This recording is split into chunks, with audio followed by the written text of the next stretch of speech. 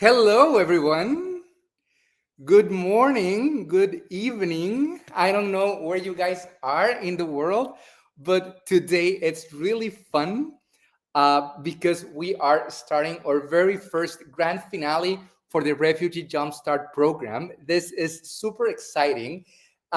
There's people already connected onto YouTube watching this live transmission. I just need confirmation that we are all set technically. And we have that confirmation. So we are live now. Everyone, feel free to please drop your comments to show your support for your favorite team. We have 6 amazing teams today that are competing to get the very first prize of the Refugee Jumpstart Startup Program, which is amazing. What is Refugee Jumpstart? What are we all doing here? What's this organization all about? I am privileged to have here Hussein Alsbiri. Hello, Hussein. How are you? Hi, Fed. I'm doing good. Thank you for the warm introduction. It's amazing. It's a wonderful day to have everyone here and to have you also facilitating this amazing Fast Pitch event day. It's really fun. Thank you for having me and for making me part of this. Thank Um, can you please tell us a little bit on why are we here? What is your mission? What drives you? Please, the floor is yours. Definitely. So today it's a wonderful day, first of all. I have a couple of words that I'm going to say it later on. But let me preview about why we are here. We are here because we have an amazing entrepreneurs competing each other, or let's say it's like, they were collaborating and they're going to compete each other. The idea came 2 years ago to have an entrepreneurial program for refugees, sorry, and to gather them, to teach them, to train them to be an entrepreneurs on the real life. And it's really difficult, nowadays to be an entrepreneur. But they were really, really, really hard worker. And we reach to after it's like 1 year of training and 9 months, mainly not 1 year, 9 months of training. We reach out to this day where they're gonna pitch their ideas to the jury, we call them, or to the judges. That's amazing, Hussein. And why entrepreneurship? What do you think is the relationship between entrepreneurship and the immigrant communities? I think there is a strong connection between both of them. For me, myself, I co-founded Refugee JumpStart. I was always dreaming to help refugees. And I was always, trying to find the best way of helping my peer refugees, on daily basis. So I founded Refugee JumpStart. And there is plenty of people, plenty of refugees who have this entrepreneurial minded to, demonstrate their ideas, to help the people to find a way where they can connect to their new host communities as well. They are not stopping, they are not thinking about what happened to them, they are thinking about the future and the present and the future of how to help people, how to prove themselves for the new community. I think, Hus, that this is a matter of belonging to the new communities, but Exactly. also, I guess that everything, because I am an entrepreneur, an immigrant entrepreneur myself, and I think that, I mean, we all have dreams, right? Everyone has dreams, Definitely. but the immigrant community, it's not afraid. They've already done the first step in achieving whatever this dream is. So I guess that's something that connects immigrants and entrepreneurs together because they are people that are not afraid, and they are not afraid that they've already done the first step, which is Exactly. sometimes the hardest. Exactly, Fed. Exactly.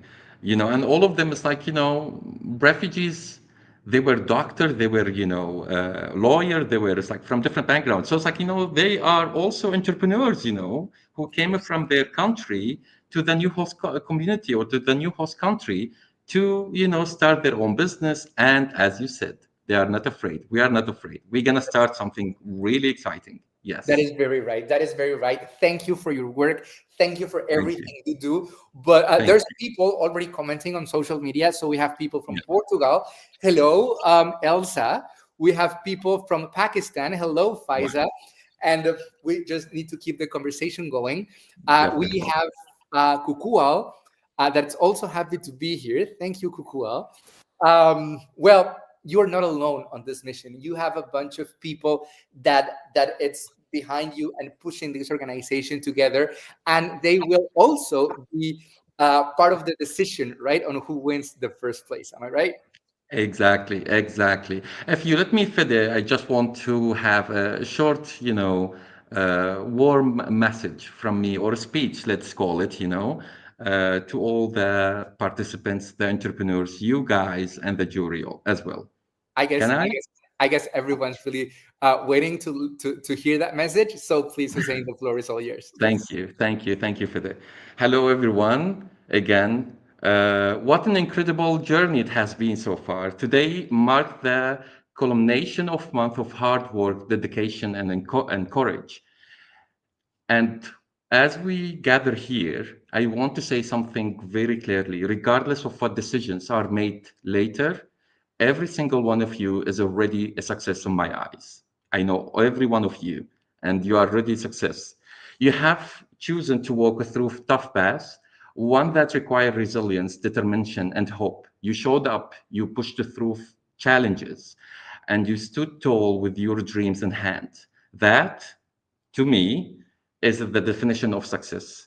I also want to take a moment to express my deep gratitude, first to my brilliant business partner in this program, Veronica, who has been the visionary and main composer behind the entire journey. Your creativity, commitment, and heart are the foundation of what we have built together, Veronica. Thank you. To the professors and mentors, thank you for helping craft the path of these entrepreneurs. Your guidance, encouragement, and wisdom were crucial ingredients in this transformative experience. And a heartfelt thank to our incredible advisory, Michael Coprin, Paul Steele, Tariq Al-Zdari, and Beth Wise, for your powerful advice, mentorship, and unwavering belief in our work. You have been guiding lights every step of the way. A very special thank you, Federico Arlano. I hope I'm pronouncing it well, Fed, of Pitch Jams, of facilitating today's Fast Pitch event. Your energy, professionalism, and ability to bring out of the best in each entrepreneur made the day unforgettable. Today is a celebration, not just ideas pitched, but of lives empowered and dreams pushed. Let's make it memorable day. Thank you, everyone, all over the globe, wherever you are watching us.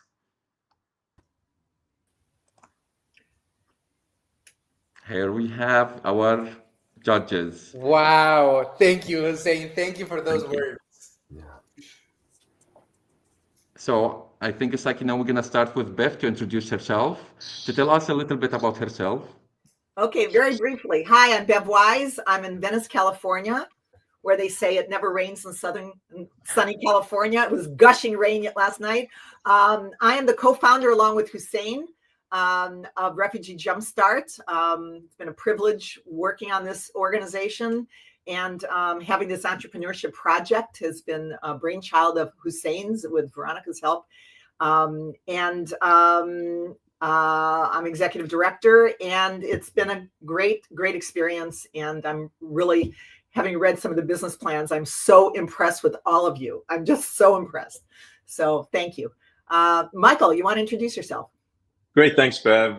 Good morning, good afternoon, everyone. Good evening. I'm Michael Cobran. I am based in Toronto, Canada, but actually grew up in Johannesburg, South Africa.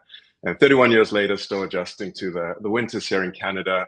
I am a CPA, an executive and leadership coach, and the founder of a company called Creati, which is focused on helping individuals develop what I call the human skills needed for the future of work. And that's a lot around creativity, adaptability, and humanity. And I know those are the three skills that all the entrepreneurs here today have clearly shown throughout the process. And I'm sure we'll see a lot more of that today. So I'm really looking forward to being here. I know everyone probably, waiting to pitch is feeling very nervous. And I'd say, maybe for a minute, forget about us. Really think about the passion you have for what you're presenting. And everyone who knows me knows I love quotes, and I throw quotes around. But my favorite one is from Oscar Wilde, and I use it a lot. And it's, "Be yourself, everyone else is already taken." So we're hoping to see a lot of yourselves showing here today. So I'll pass it over to Paul. That's amazing. Thank you, Michael. I was just in Dublin and it saw a Oscar Wilde statue out there. Hello, everyone. My name is Paul Steele, coming to you from the greater Chicago area. I'm on the board of Refugee JumpStart, and I was involved with the selection of the professors and the participants at that time. So I've heard a lot about your great progress and the amazing work that you've done. I've seen your business plans, and I'm so excited to see your pitches. So thank you so much for the work that you've done. As Hussein has said, you've done so many great things, and we're looking forward to seeing the product of your work now. So thank you. Thank you all. So Bev, Michael, and Paul are going to be asking questions to the teams that are going to present. Then for the teams, right, for the presenters, just be very mindful that what we're going to do is the following. So first, we're going to play your video. That video goes from 1 to 5 minutes long. They've put so much effort into creating this video, and Bev, Michael, Paul, Hussein, I don't know, Hus, if you have seen all the videos. Have you? Well, you're going to be surprised. Some are using AI. Some others are just themselves with their cameras. There's a whole bunch of different varieties, but they put so much work on that. Once the video is played, the entrepreneur is going to come on screen, okay, where you are going to ask questions from a time span from 3 to 5 minutes. Whenever we are getting closer to that time span, I will show this message on screen, meaning that you guys will have only 1 minute left. Okay? So that's pretty much what's going to happen, and then the next team is going to come and whatnot. Afterwards, on the 22nd of next month, so December the 22nd, just before Christmas, the big winner is going to be announced. Am I right, Hussein? Yes, indeed. Okay, perfect. Are you guys ready? Ready. We are. Are you guys excited? Absolutely. Yes. Okay, Hussein, any message before getting onto the first team? I wish the best luck to everyone, and good luck. That's what I wanted to say. Yes. Okay, then let's go all backstage, and get ready for the very first team. So the very first project, it's presented by Risa, and I am sure you guys are gonna love it and are going to relate a lot with the story that he is presenting. Let's go watch him. Environments and building solutions with limited resources.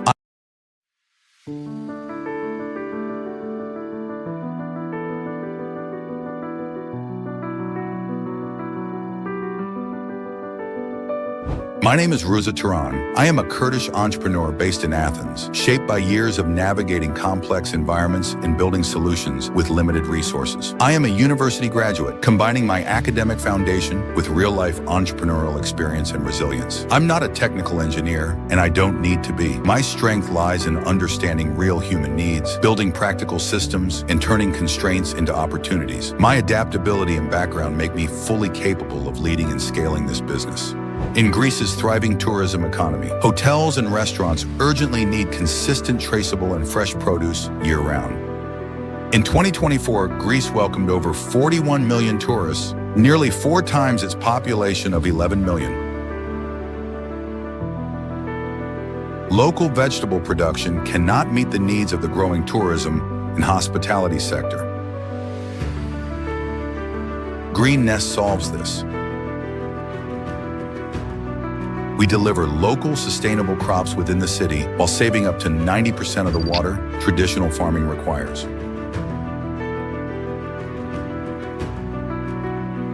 The industry faces constant disruption, seasonal supply, volatile import, prices, and high logistics risks. This leads to inconsistent quality and a massive carbon footprint, undermining the eco-luxury experience modern consumers demand. Green Nest introduces resilient urban agriculture. Our modular hydroponic systems using NFT and DWC produce high-demand crops like lettuce and basil, right next to the point of demand, we ensure 100% pesticide-free yield with superior year-round consistency.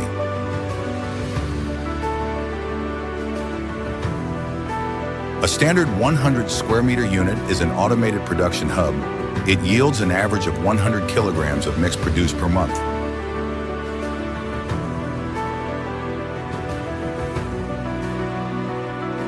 Our cycle time is rapid, taking approximately 35 days from seeding to harvest.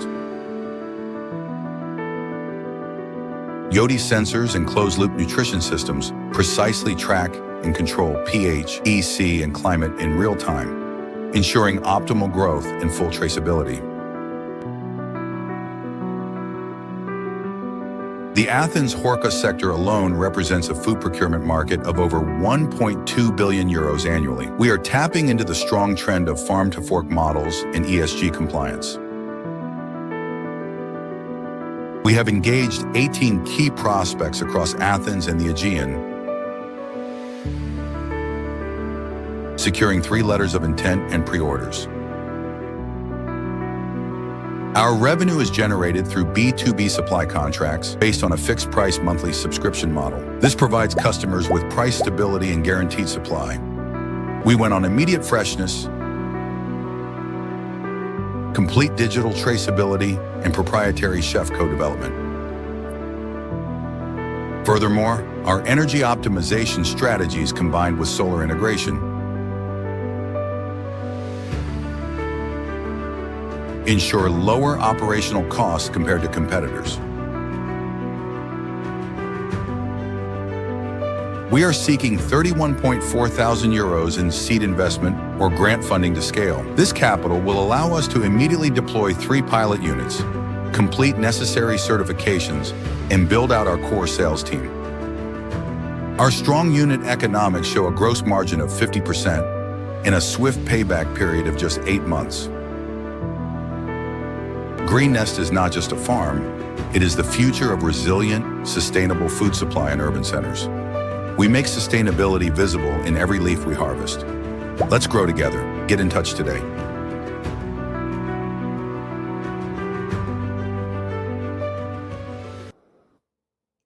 Hello. How are you, Riza? You, How do you feel after watching this video? I feel so good. I think I did in the very well, and as I believe in my project so much, I will build in the together in the for future. Good luck, Riza. I'll leave you with the judges. Good luck and Thank congratulations. you, thank you.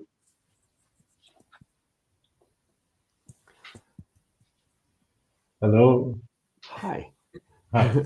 Riza, maybe I'll start. My name is Paul, and I just want to say congratulations. That was a really amazing video, and your business plan is excellent. I've enjoyed reading it over the last day, and I thought you had some really amazing detail in there. My questions when I read this are, what are your experience in urban farming specifically? And do you have currently connections with potential customers? So I'm going to let some of my other colleagues ask some questions, and we'll give you time to respond. Of course, I will the connection in with the customers. You know how can and face to face. I visit there in the restaurants or shopping. You know, but my first and the goal in the restaurants, not in the high restaurants. I want in the meet them. I visit in some people, some restaurants. They say yes, they want because they need the good quality vegetables. They need. That's why. Okay. Bev, Michael? Great. Thanks, Riza. And I really loved your presentation, especially the part I think where you said, you know, you're not a technical engineer and you don't need to be, and you told a lot of your your story there as well. I'm just curious, would love to just learn a bit more about what the competitors are doing And I know you touched on what sets you apart, but just trying to understand the challenges that existing, competitors are having in the current marketplace.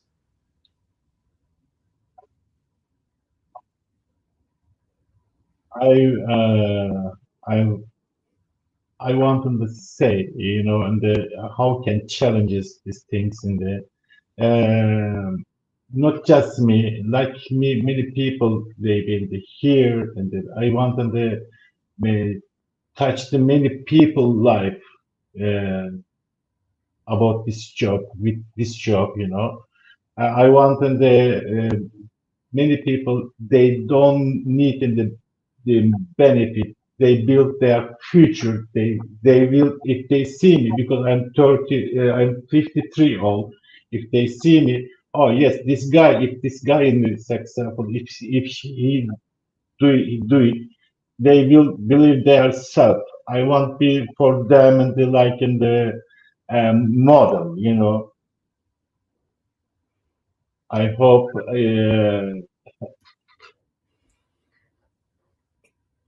Okay.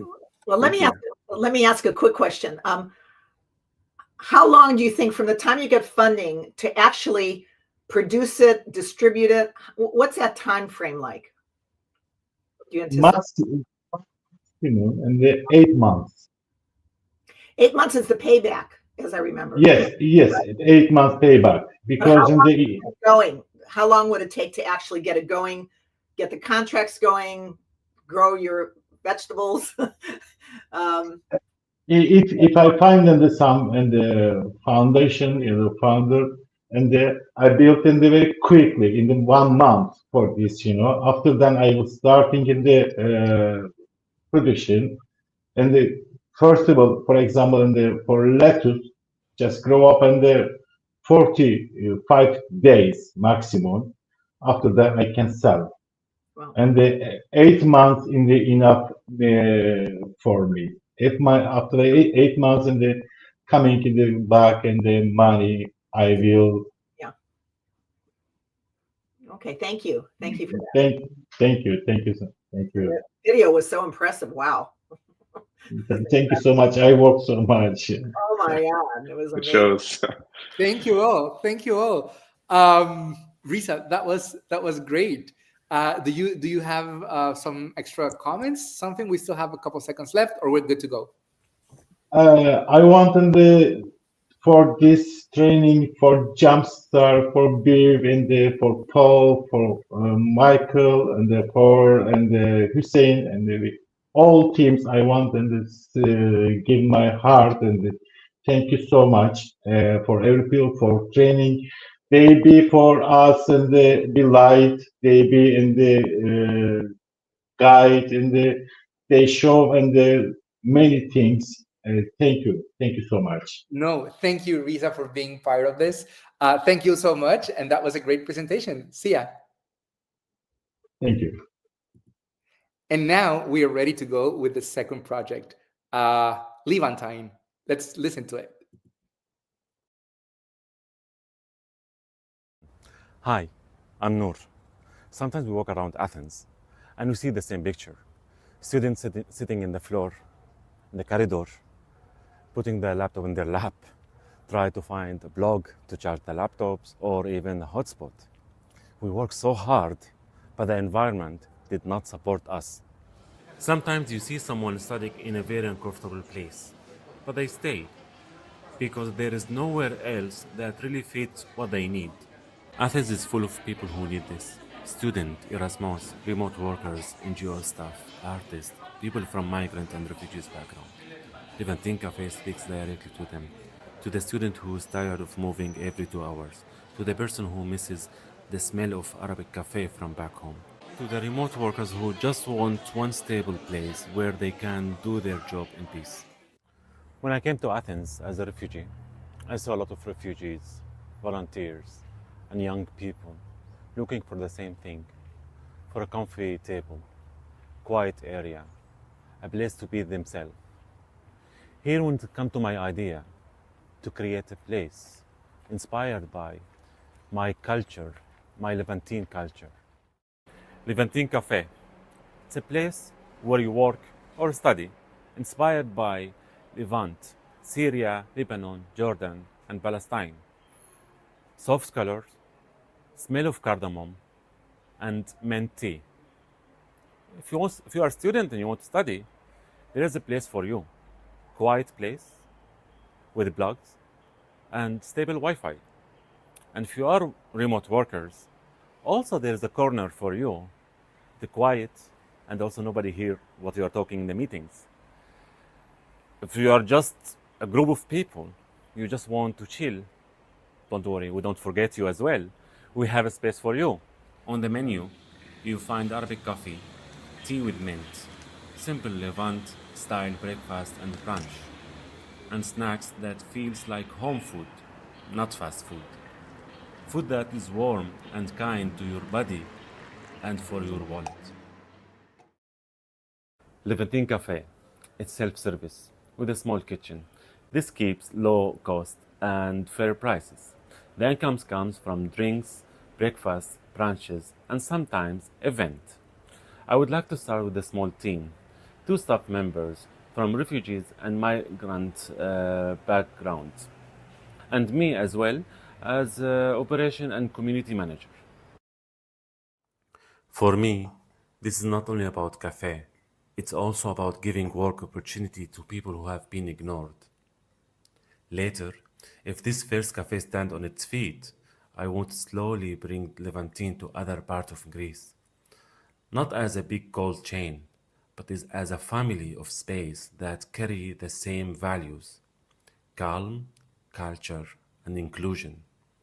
Levantine is my way to give something back to the city that helped me, and to the people who are still trying to find their place in it. Today, I'm sharing this idea with you because I cannot build it alone. I need your support, your guidance, and people who feel that this kind of space is needed in Athens. A place where your mind can work, your body can rest, and your culture is not a problem. It's a gift. Thank you so much for listening. Thank you. That was good, and just uh watching the video, it's so nice and calming. How do you feel, Noor? Well, hello. Uh, Actually, I will not lie. I'm not gonna say like, oh, I'm feeling chill or relaxed. It's a result after like 9 months, especially for a person that has no idea about business and how to run a business. And thanks to Refugee JumpStart, like now I can stand my feet, as we say. Excellent. Congratulations, Noor, on a great video. I love how you showcased the city in your video, and I love that your branding Bilad al-Sham is in there as well. So you've branded for Arabic and for Greek. So you're speaking to 2 audiences, and I think that's important for what you're doing. I had 2 questions. My first question was, I've seen in your business plan that you've budgeted for 3 months rent as a startup, and I'm wondering why you chose 3 months as opposed to maybe more. And I'm also noticing in your business plan that I don't see any funding for staff. So tell me a little bit more about that choice. Sure. Yeah. I chose for 3 months rent because this could be like the dead months that when I'm renovating the place, because we have to pay the rent as well until like to have the open day. Yeah. And for funding the staff, so far I added as well as it's going to be 2 staff members from refugees and or migrants. One will be full-time job and one part-time. Part-time is only for the cuisine and back kitchen. Yes. And me, myself, will run the place as well. Thanks very much. Thank you. Great. Thanks, Noor. I really love the sincerity that came across in your presentation, and especially when you talk about a place where people can be themselves. I'm just curious. I know when we have almost like a co-working space, and you have a lot of people working there, that people sometimes stay for a long time and don't always, buy something else. And just curious what you're going to do to increase people moving, coming in and out, or the people that are staying there from buying more products during the time they're sitting there. True, actually, it's a good question, especially here if we take in consideration Greece, especially is different than other, according to my experience, different than other European countries or even out of Europe. That's here in Greece that if you go to cafe or restaurant, so you sit until you leave. There's no pressure, let's say. Technically, we get used to this culture here. And also to get fund, to get people like to all the time. This is going to be according to the environment of the place as well, because I don't believe someone will going to come sitting in the same place for 3-4 hours, because I'm going to design a place for private meeting, like more quiet. It's going to be other corner for student. So like I have the image, have all the image and designing in my head, let's say. So which is like kind of, I'm not going to use the word force, but I'm sorry, cannot find other words. Like make people move. When they move, they will remember to drink something. And also time-wise, we all studying, we all working, and sometimes we are studying and working all the time. Like our stomach, knacking. They need something. Good, thank you. And I was wondering about the competition in Athens, because as I recall, there's some other internet cafes, which they would call. So yours is a bit like that, but then you've got the whole Levantine, the food, the atmosphere, right? Is that how you're distinguishing yourself to compete against these other internet cafes?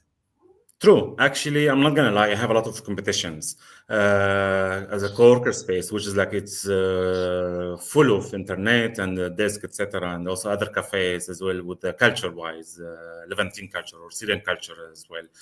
But for me, let's say I combined everything at once. Technically, what I'm calling for people that if you want to visit Levantine, if you want to visit Syria, Jordan, Palestine, Lebanon, without paying the ticket or having your passport, feel free to join, feel free to come. And also especially when I'm targeting a specific audience, that the let's say Generation Z or the student, which is they are full of inspiration, full of curiosity, to see around, which is I'm calling them to come and see that in my place. Hi, Noor. I'm here. And if I'm here, Hi. what do you think that means? That time is out of time. Yes. Thank you all. Thank you all so much. That was a great presentation.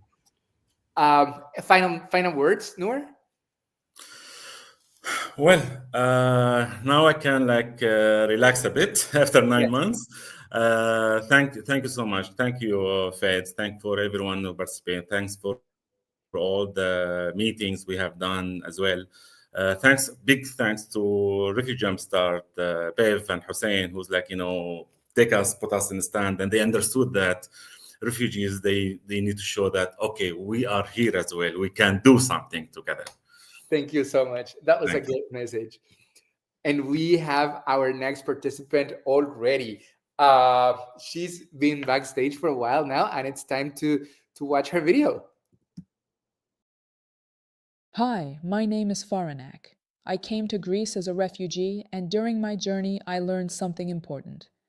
Home is not only a place. Home is a feeling, safety, belonging, and being seen.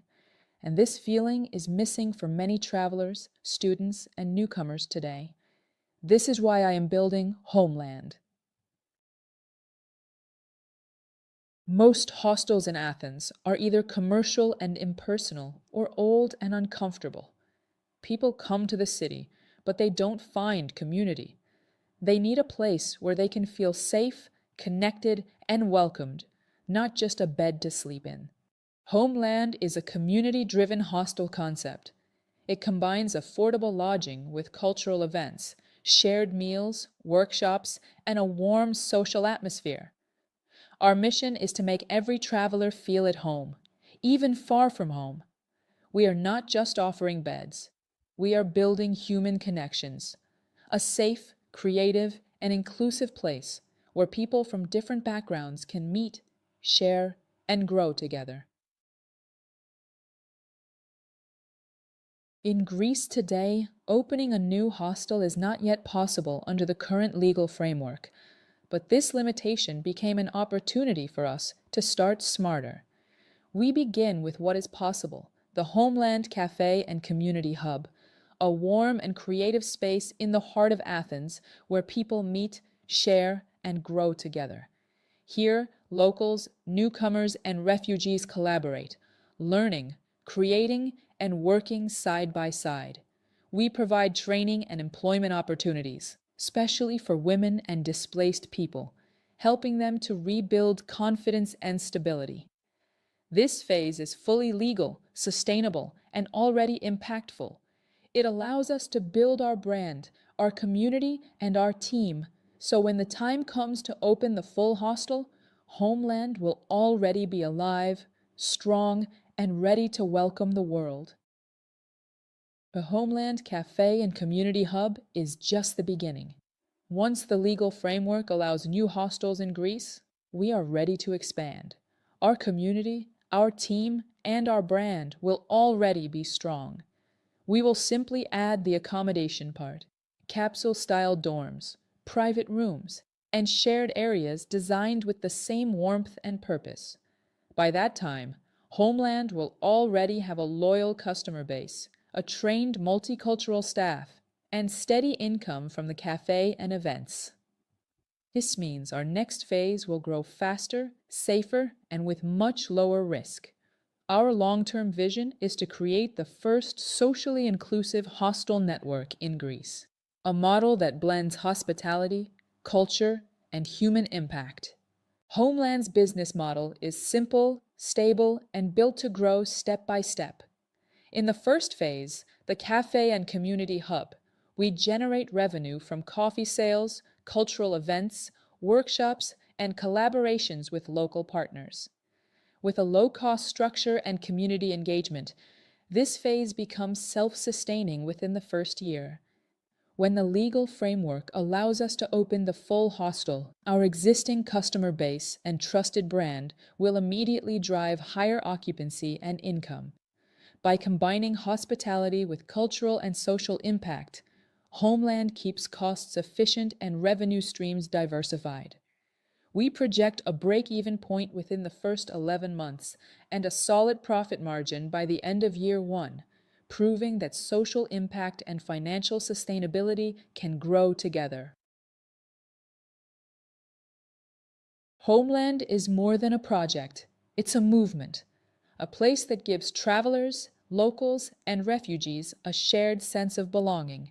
We are now raising 25,000 euros to launch the first phase, the Homeland Cafe and Community Hub, a legal, sustainable starting point that will grow into the first socially inclusive hostel network in Greece.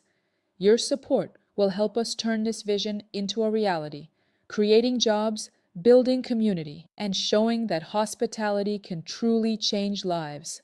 Homeland, where we become a homeland for each other. Thank you, Faranak, for that video. How do you feel? Hi everyone. I don't know. I was enjoying to see my presentation, and it was amazing. From my side, I don't know from your side, but I'm I'm glad you totally enjoyed it. safe. Okay, I'll leave you with the judges. Yeah, thank Great. you. Hi. Hi, Faranak. It was just great to see sort of, again, your passion and that Thank sense of you. community, which is, I think, a theme that we're seeing quite through quite a few of the presentations.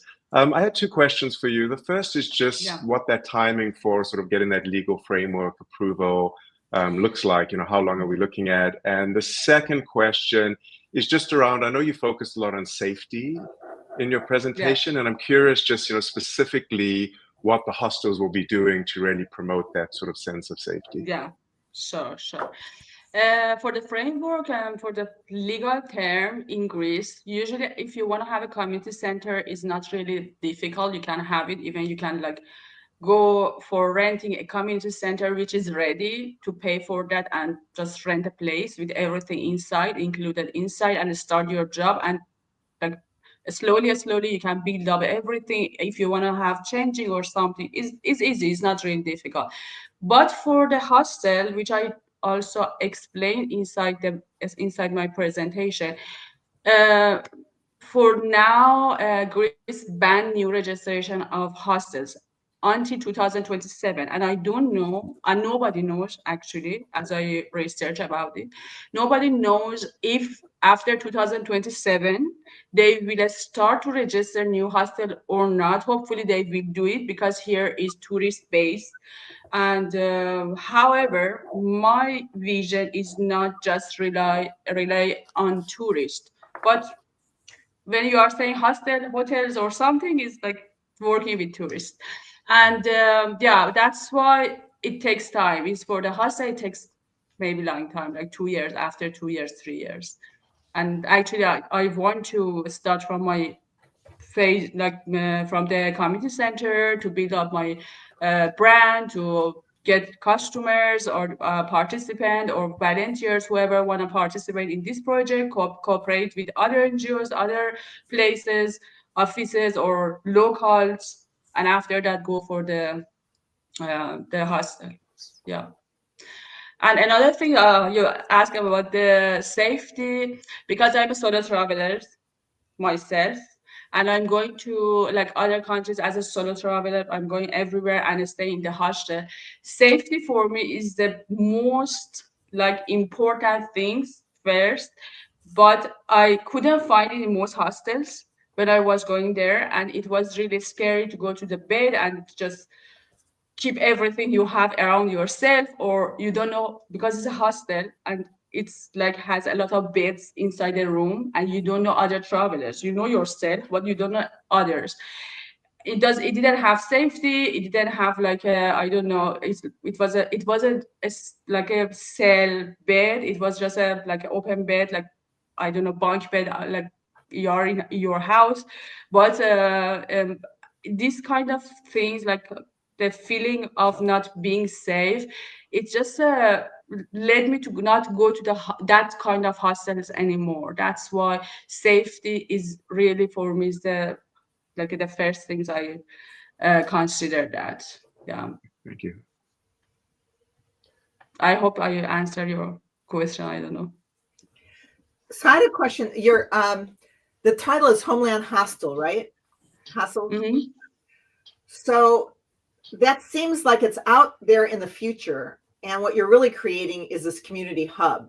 So I'm wondering if why you wouldn't choose to have a community hub and that theme, and then 3 years down the line, God willing, they change the laws and you can create that, and then that would be your next step. Yeah. Okay, go ahead. Sorry, I interrupted you. That's what I was thinking, because really for the next couple of years, it's going to be a community hub. And the hostel thing, then you're explaining that, well, that's a few years out. We can't do it yet. You know, but in the meantime, you could be planning for it. So I planned for it because like one of my dreams to have it. Let's say like, if I have time, let me tell you about my story, why I just want to create Homeland. Because as you know, I'm a refugee myself. I've been living in Greece as a refugee for 7 years now. I experienced in refugee field. At the time I arrived in Greece, I felt isolated. I felt like I'm alone. I cannot like go to any community. I cannot go to any person to feel. Hello, sorry. Hello. I'm good. How are you? I am very good. I'm very happy to let you know that your time's up. Thank you so much. Okay, perfect. Okay, thank you. Do you want to give us just one quick final message? Yeah, the final message is just a big thanks to JumpStart and also to Bev, to Veronica, to you, other like coaches. You're so incredible, Hussein, and everyone. And I'm just hoping love and luck and everything for other people. I know this journey was very difficult for everyone. I know how it's difficult because I'm an entrepreneur myself. But good luck to everyone. Thank you so much. Thank you. Thank you. Oh my gosh, I love my job. And what I like the most about my job is just interrupting people in the middle and just saying, "Hey, time's up." I love that. We are in the middle, guys. So we are exactly in the middle. We have seen three teams and we have three more projects to go. But before going into the next project, I would like to do a quick checking on our social media and just saying hello to people that has been commenting. So we have Elsa, we have Faisa, we have Kuku, we have FKM, we have Sybil Bingo. We also have Sophia, Anita, Giovanna, Abdallah. Thank you all. Thank you all for being so engaged in the conversation here in our social media channels. Please keep commenting. Keep letting us know which one's your favorite, because I am sure that the judges are going to need that information and that input from you, because it's really, really tough to decide just one team. We have our next project together, and this business, I am sure it's going to create an appetite in general. I'm just curious, from the people that it's watching this live transmission, who's hungry? Who will feel like having a falafel right now? Let's go check it out. From Damascus to Athens, welcome to Falafel Al Quds. My name is Moyad Abul Hassan. I'm from Syria. I come to Athens with a simple dream to create a place where food feels like home. A tasty that reminds us of our homeland and the spirit of people who left their country searching for a new beginning. In Athens, vegan have option, but not really Arabic flavor. Many places are expensive, not authentic, or have no culture feeling at all. And this is why I created Falafel Al Quds. Fresh homemade vegan Arabic dishes with a real flavor, affordable price, and a warm culture atmosphere. People who tried my falafel told me it reminded them of home. This has shown me that the concept real works. We serve vegans, Arabic families, students, and tourists who searching for a good tasty. In the first 6 months, we will accept between 500 and 600 customers per month. And for the second half, we will accept more 1,000. To make this project real, I am asking for a 27,000 euro. 52% for kitchen, rent, license, equipment, and a safety service, and for 48% for staff, marketing, and food space for the first month. I grew up with this food: hummus, falafel, breakfast, something to drink like tea, coffee with the food. Was my life every day, and what I love the most. The connecting with people, sharing food makes people happy. I wanna bring this feeling to Athens. Falafel Al Quds, it's not only food, it's a story and identity and a culture experience. With your support, Falafel Al Quds can become a meeting point between culture. Thank you very much. I told you it was gonna water everyone's mouths. How do you feel? I'm very excited. And yeah, there's a lot of comments You know in something, social media as well. when I watched the video, all the video for the team, I felt it will be continue. I forget I will be in the next. Wow. Okay. Well, anyway, the floor is yours. Here are the judges to ask you questions. Remember, 3 to 5 minutes. All yours. Hello team, how are you? All good? I hope you like the video. I literally, and I know Fazika said the same thing. My mouth was watering when I saw that. Like I wanted that so badly, and it's only 9:20 in the morning here. It did water. It did water my mouth. How are you going to promote the fact that this is really different than the other falafel places and the quick falafel places that you could go to in Athens? If you check in Athens, there is many restaurant. He make like money food, many kind of food, okay? But nobody focus about the vegetarian. Everyone he make just like chicken, meat, falafel, chicken, meat. No, just focus for the falafel. Make the traditional falafel. I just want to focus for this vegan. And this is my idea, to bring the vegans, only the vegan. I didn't make anything like except vegan. Got it. Okay, thank you. Thank you for you. I can go next. I love your imagery of the food. I can tell that you have passion for it by the way that you express the food through the imagery. My question. Hungry for this. Oh yeah. You know, when I think about a restaurant, a lot of what I think about is location. So can you tell me a little bit about what you've considered as far as where the right place for your customer base is? Mm-hmm. Right, like I'm looking for like a square when people he coming like in the weekend or in the normal day. You can't find like in the square there is many people, many customers there.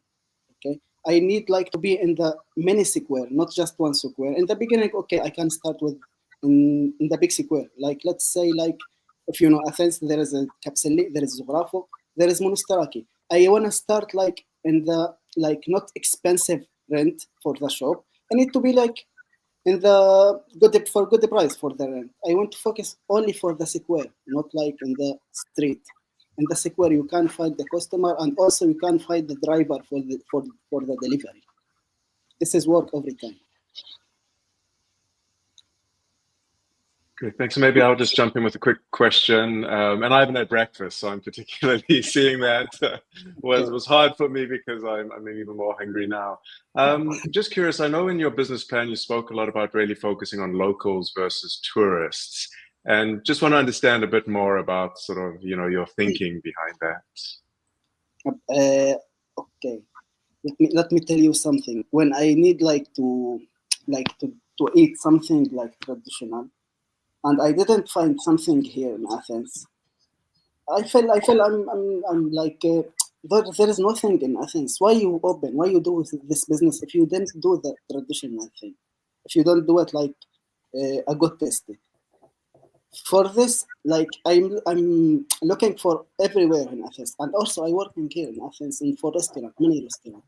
And nobody make the good tasty, the traditional tasty for just for the falafel. Give him the good tasty. I want to bring the spice from another country, and I want to make the spice in my hand. Okay. And when customer he looking for you, and you make the spice, make the falafel, make the stuff, of course he will feel hungry. Of course he will like what you're doing. And before, like in 2021, I was working in restaurant falafel, just falafel. Okay. I have customer, he coming to my shop, like just tell me, do it, keep going, don't stop. You make the good tasting. For this, I'm excited to open this shop. Great, thank you. Thank you for you. Well, thank you all. If there's no any other question, we're good to go. We can let Mayad go. We'll go. I'm still here. Okay, if we are all set, then thank you all. Thank you, Mayad, for this presentation. Thanks to our judges as well. Mayad, want to say something? Just seconds. Yes. So thank you for you all guys, for all the team, and you help us like to focus about our idea. In the beginning, before this project, we don't know anything. We don't know how to start the business. Now we have the idea. We can continue. We know how to start. Okay. I want to say thank you for everyone who worked with us. Thank you for you guys. Thank you so much. Thank you. It's a privilege to work and to get to know all of these amazing entrepreneurs. I was working with them just for a quick period of time, but the program has going for so long, and this is just great. We are getting closer to the end. Can you believe it? We are just 2 projects away from getting to know everyone. The next project knows that perhaps less is more. We'll get to know this project just now. With us, we have Lyra Project. World often marked by conflict. Many individuals carry invisible wounds that deeply affect their lives. True healing requires genuine connection, authentic self-expression, and a safe space where everyone feels truly seen and valued. That is precisely why Lyra was brought to life, an innovative artistic entertainment center nestled in the vibrant heart of Athens. It stands as a multicultural sanctuary, fostering healing and joy, warmly welcoming refugees, immigrants, and local community members alike. Our diverse programs are thoughtfully designed to unite people through the power of creativity. From dynamic dance workshops and expressive art sessions to captivating music performances and engaging theater productions, all activities are offered in one easily accessible and inclusive place. My name is Eamon, and I extend a heartfelt invitation for you to join me on this incredibly vibrant and meaningful journey. Together, we can bring Lyra fully to life, creating a lasting impact. Lyra, where culture and community beautifully unite. How do you feel, Ayman? Hi everyone. Thank you for having me. I'm actually quite excited. It's been quite a journey to make it this far, and let's go. Let's go.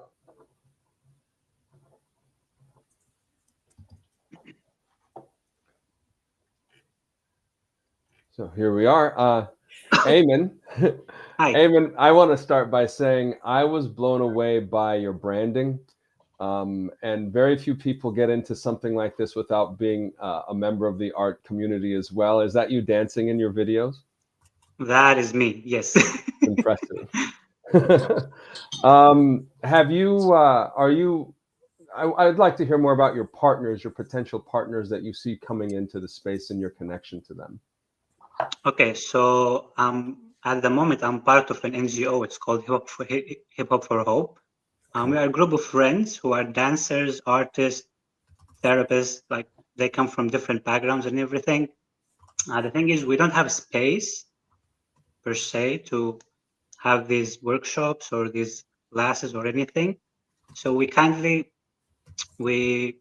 mostly go to maybe rent some place for a few hours, have our workshops and everything. So this is where the idea actually came from. But when we have something more stable, it will give us more, let's say, more space to have variety of designed workshops, events, and every kind of things. But this is only the beginning of it, and hopefully it's going to go for the future even more. Great, maybe I'll jump in. I love you just talking about, again, that idea of sort of connection and safety and inclusion. And I'm curious, do you see corporate clients, because I'd see sort of a lot of companies potentially being sort of interested in this. So just trying to understand sort of who your ideal customer is that you'd be targeting for this. So the main target, I would say the audience are refugees, locals, immigrants, even tourists at some point. Because I work in tourism and hospitality during summer seasons, where we go to the Greek islands, and it's fascinating the amount of people who come to the island during the summer season. So this is also a big opportunity. But the business itself, it doesn't have to be moved to the islands. It can be based in Athens. And then we can do some sort of events on island during the big season. So this is one big potential. Also, all the artists and all the dancers who are staying locally in Athens. Great, thank you. Thank you. And is the target more, interesting project, Eamon. The hip hop community, the rock community, or is the entertainment kind of diverse, hitting other kinds of musical genres and that sort of thing? There are a few spaces that actually offer a few things of those, but it's quite exclusive. And you have to, it's very expensive. It's very hard to reach. It's super far from the center of Athens. which is also a problem for transportation and everything. But yes, there are a few. What makes us unique is that we have variety of things. It's all about creating, connecting, and unite all these people together in one space. But as I would like to mention also, it's only the beginning, that it's going to be about dancing and music and art, but then it's going to evolve as the space. It's going to be used for different kind of things. It can be rented. It's going to be converted as well. It can be theater for certain events. Can be a conference place. So I'm also counting on the design that I have in my mind to make it. Okay. So it's a space really that I'm trying to think also somebody had written, how do you get your revenue? I understand from renting the space and that sort of thing, but let's say for the entertainment, how would you do that? Assuming refugees don't have a whole lot of money. Of course, what I have in mind to have some sort of community events maybe, or an open mic jams where we have singers or comedians to come to the space, famous dancers, famous artists. That's partly what I have as of now. And people would pay for entry for, let's say, the open mic. Of course, yes. Okay. And Eamon, can I just ask one more question about that? I had assumed that you would effectively be renting the space to other teachers, and that your revenue would be coming from renting to other instructors. But it sounds like you're looking more for ticket sales. Can you clarify where you're seeing that revenue coming from? So the revenue would be coming also not only from the teaching classes, but also from the big events that we might make, which not necessarily it has to be inside the space. It can be outdoors as well. But yeah, the space itself, it will have so many things, not only us who's going to be teaching or doing the events. We can host other people from different places also, which how we can generate more. For the future, I'm also thinking about having some sort of small coffee space over there. It gives people more time to connect and talk about everything. Hello. Hi. Thank you, Ayman. Thank you so much.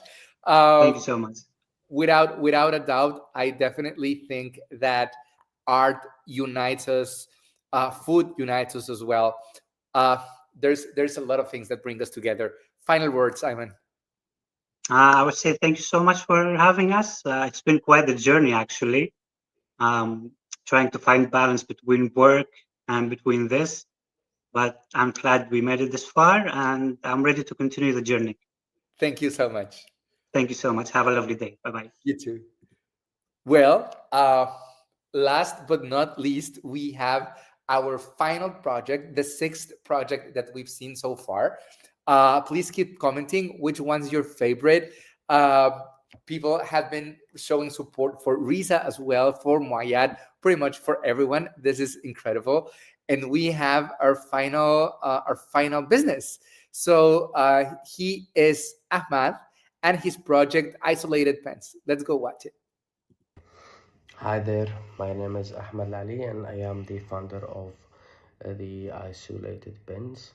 Over the years, I have met many people with powerful stories to tell, but without tools, support, or network to bring their writing to life. The problem is that writers from underrepresented or marginalized communities face major obstacles in accessing the publishing world. They often lack editorial guidance, publishing opportunities, and spaces to grow their voices. Our solution is Isolated Pens. It's creative support and publishing platform designed to help writers move from idea to publishing. We provide coaching, editorial support, podcast features, and connection with publishers and culture platforms. We do support. We do support writers with unique life stories and perspectives, whether due to geography, displacement, identity, or personal history. Our aim is to amplify voices that are often overlooked. How does the model work? We combine paid editorial services, creative training programs, partnerships with publishers, and income from podcast content. In addition, services like translation, workshops, and literary events are offered based on need and funding. What have we done so far? We have started building a connection with editors, writers, and culture mentors. We are attending relevant conferences and literary events, and we have already met with several writers from the community to explore future cooperation. How much do we need to successfully launch our first editorial cycle podcast and the platform? We need around 29,000. This covers equipment, team stipend and translation, travel, and operational costs. Why me? I have worked in educational humanitarian settings and creative storytelling for years, and I am an author myself, so I know what it means to feel voiceless, and I believe in creating real pathways for writers to be heard. Thank you for your time. We believe stories can change lives, and we are building space where they can be told. Thank you so much. How do you feel, Ahmad? After Hi, I'm feel really proud to have this opportunity. I'm really so excited for this. Okay, so I'll leave you with the judges. Good luck. Perfect. Thank you. Hey all. How are you? Ahmed. Hi there, Ahmed.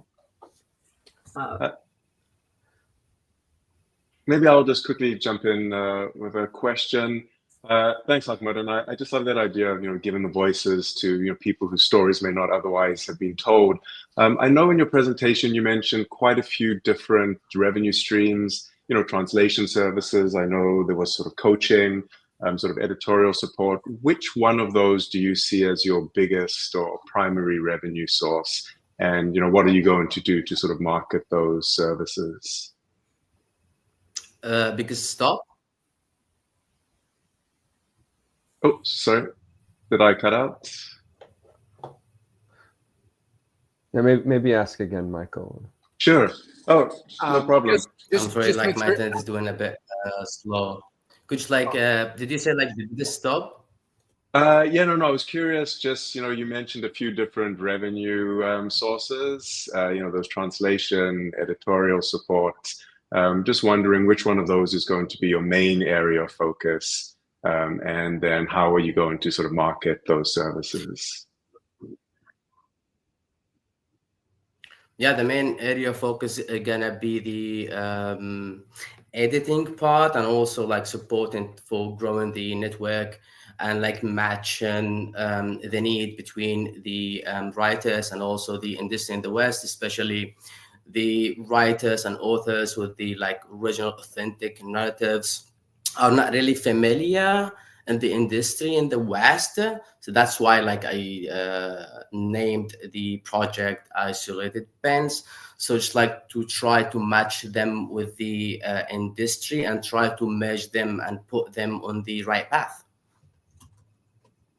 Great, thank you. I guess I'm still curious about when the the target audience is refugees, right? Is that primarily, is that right? Not just them, because like I like my target audience divided to two parts. The first one would be like for the writers with background of refugee or migrants, and also on the other hand we have the readers. The what? I missed that. The leaders? The readers. The readers, yes, the readers who gonna read the work. Oh, the readers. Okay. And the publishing houses. Yeah, I mean, like especially I have 6 published books, and my 7th one is going to be released this year in New York, hopefully by the end of this year. Great. And I'm being on that way before, so like I'm really familiar with this. Yeah. Would you be the primary coach, or are there other coaches, or how do you identify people with this expertise to coach them and do training and that sort of thing to prepare them? How do you identify those people? How do you identify the people who will be helping you get them ready? Is that clear? No. I'm sorry, like my internet is really doing so slow. Could you just like come again? Yeah. How do you identify people who will help you? Oh, Ahmed. Oh no, I think we lost him. I know. Well, I think we should come up with a project on good internet in Athens. I know, right? Well, I mean, I guess, yeah. Yeah. So I guess you guys have access to his business plan, right? And if so, I think we can always contact through JumpStart for any further question and inquiries. And that was it. Thank you so much. How do you guys feel? Feel great just seeing just the quality of presentations and just the passion and then love. And, I just know that no matter what happens sort of with this program, I think all the candidates are going to do incredible things in the community and continue to build that sense of connection and safety and belonging that, so many of them have spoken about. Of course. Hussein, how do you feel? You're back on air.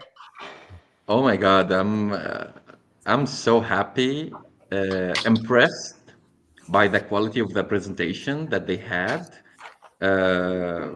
I'm feeling proud, to be honest, in a way. Yeah. I feel really proud. Thank you all. Thank you, Paul, Michael, Beth, and you, Fede, and Pitch Jams, for everything you've done so far for them. Seriously. No, this was amazing. I want to join in about how proud I feel, because I think when we started this organization, we wanted to show how refugees can contribute to the community and be part of and major contributors, and that sometimes negative connotation about a refugee kind of, goes away when you see the kind of value that they can add. And I was also struck by the common themes of community, of the need to build community, and also of safety, and of also being heard.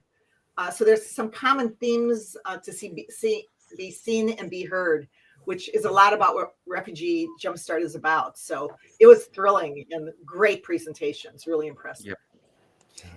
And again, to see everything that brings us together as humans, right? That every single project at some point recalls that same feeling of belonging, of sharing. So that was neat. Michael, you wanted to add something? No, I'm just nodding my head. I don't know. Thank you. I'd add really quick, Fede, that I felt like, when we work with entrepreneurs, that first business plan is so much an extension of who people are and who they feel they are. Their sense of identity is part of what you see when you see that business plan in that video. And, when Bev and Hussein and Michael are talking about how dynamic and passionate these folks are for their projects, it comes through in such a way with their confidence. I join them in just being so impressed by everyone's presentations and what they want to achieve in this world. Thank you so much. And I was lucky enough to see everyone's faces backstage when they were watching their videos, and it's super fun to see everything together all at once. That's amazing. So we have Ahmad back. So what we're going to do is we're going to end the transmission now. Remember, everyone, be aware of the fact that we will announce the winners on December the 22nd. Okay, so please keep posted to all the official Jumpstart channels, and we'll announce the winner there. And in order for Ahmad to get his questions, we're going to do that after the transmission's finished, okay? So please don't leave. We just stay here. For everyone that followed us on YouTube, thank you so much. It was a great event. Thank you for all your comments, for everyone. Thank you, of course, Beto. Thank you so much for everything you did. Yeah, it's been quite intense couple of days, but Beto, thank you so much. Joanna as well, in the social media component. Thank you so much. From the Pitch Jams team, I just want to thank Yana as well. Thank you, everyone. And hopefully we'll see you the next one. Thank you all. Bye-bye. Bye, everyone.